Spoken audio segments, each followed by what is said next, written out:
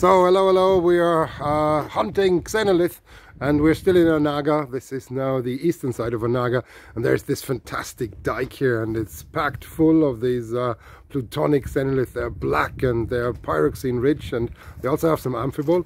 And here the peculiar thing is that the margins of the dike, they're rather poor in these inclusions. Here's the margin. Somebody drilled here for PaleoMag, and here you see the chilled margin, and there is rather low density of these clasts, but as soon as you go into the center, the amount of clasts increases dramatically, and they get quite big, and they're surprisingly rounded for most parts. Some of them are aligned in what I presume to be a flow direction.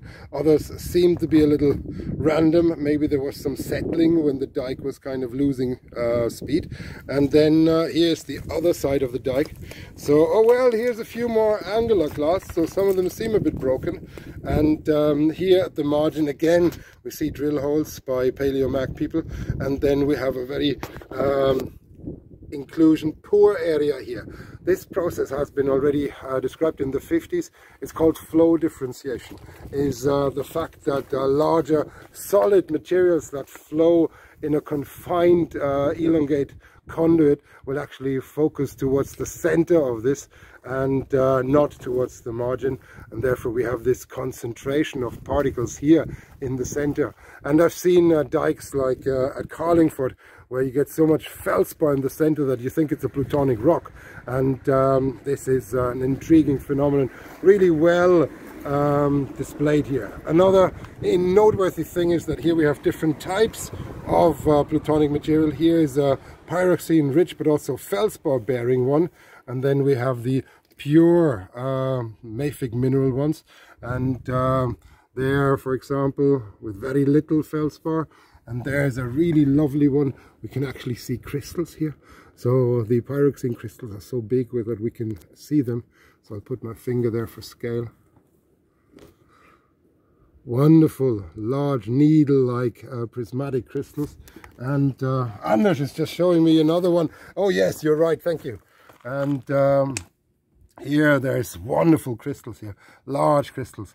And there's a bit of the feldspar bearing one. Actually here we can see a pyroxene rich and a feldspar bearing one side by side. So this is obviously something that occurs in this plutonic environment in spatial proximity. And here's a rather fine-grained one without much feldspar, and it's nicely rounded, so it's seen a bit of transport. And well, if we look around, there's a really large one just here, and this is one of our sampling targets. And here is yet another one with big crystals. Oh my god, there's a beautiful crystals here. And let me just get the finger there. So here, beautiful pyroxene crystals in the feldspar matrix. So locally they're gabbroic in the center of this inclusion here. And let's see how close I can go with this. Whoa, fantastic material. So our challenge will now be to get good samples from this and to back them up and bring them home for laboratory investigations.